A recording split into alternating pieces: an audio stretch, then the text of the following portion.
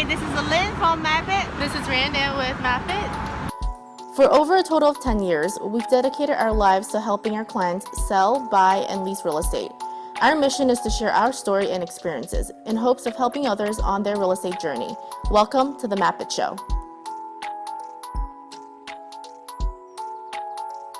Hi everyone, welcome to the Mapit Show. I am Randan and I'm so glad to be here today to talk about first-time investors. And if you're a first-time investor and you have no clue what you're doing, don't worry. I'm going to give you a little bit of tips for investing, and especially for first-time investors, it's really important to know what you want. Like, what is your goal?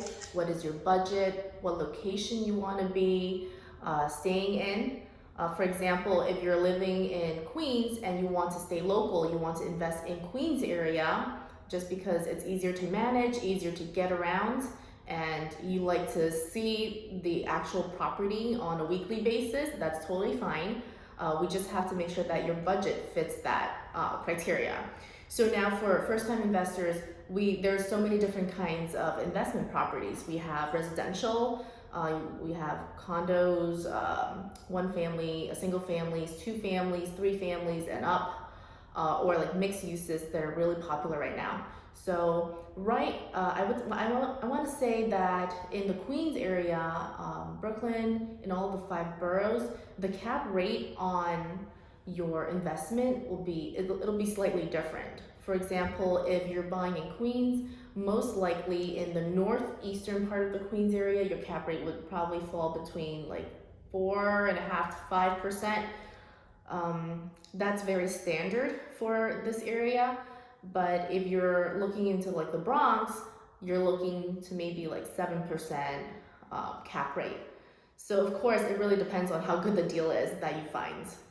So when it comes to investing, most important, we want to know how much the property can cash flow. So how much can we rent it for, right? For example, if you have a single family that you bought and it's renting for, let's say, $3,500 for the entire house, you would have to calculate, after paying the mortgage, paying the property taxes, paying the insurance, how much would you have left? So that's the net. So the net is pretty much what you are going to be cash flowing every month. If the net is positive, I say go for it. If the net is not, if it's negative and you have to put money out of your own pocket to even afford the house, I say just pass on it, go to the next investment.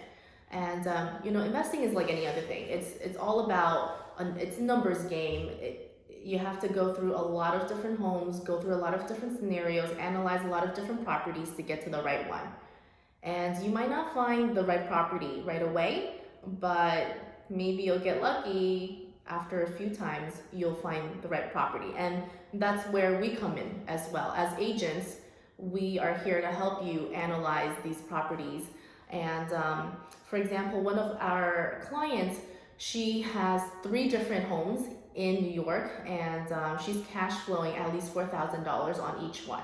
And this is with just 25% down for the house.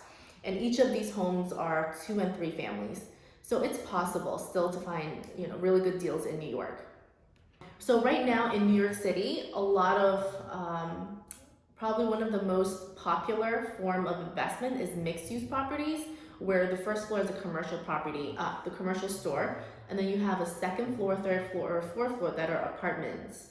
And those are really popular because the first floor tenants, they usually pay a portion of the property tax, and they pay their own utilities as well.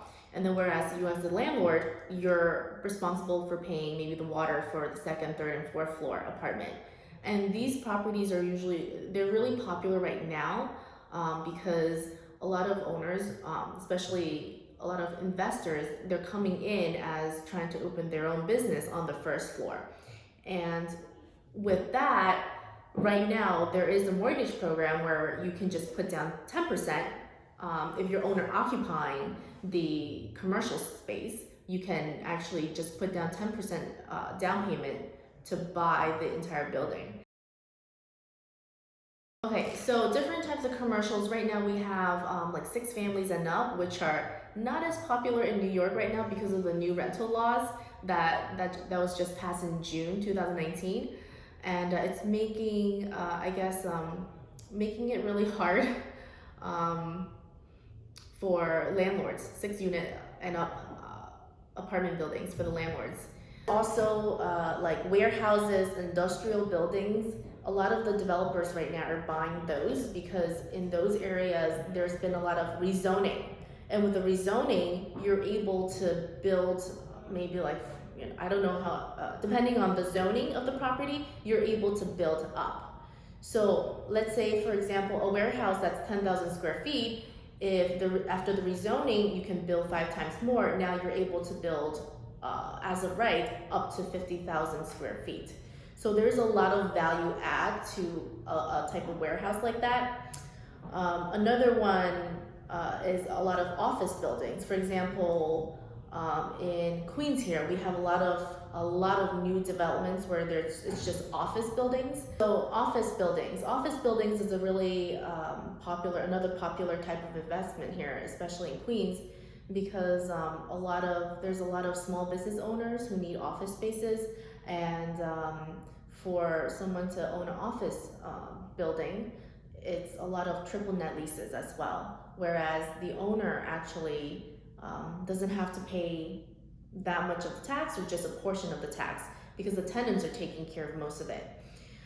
There's also shopping malls. Shopping malls recently, I know a lot of people were saying, we shop on Amazon, we shop online, we don't really need to go to the shopping malls. Yes, that's true. But there's still a lot of consumers who like to walk around, feel the product, and then buy them. And shopping malls right now, they're huge. It's a very large investment. But shopping malls, if you rent it to the right type of tenants, like the national tenants, you would be good. It's a very safe and it's a good cash flowing, and it's a very stable type of investment. Thank you, and if you have any questions, please leave them below. We'll try to get to every single question in the next video, and please don't forget to subscribe.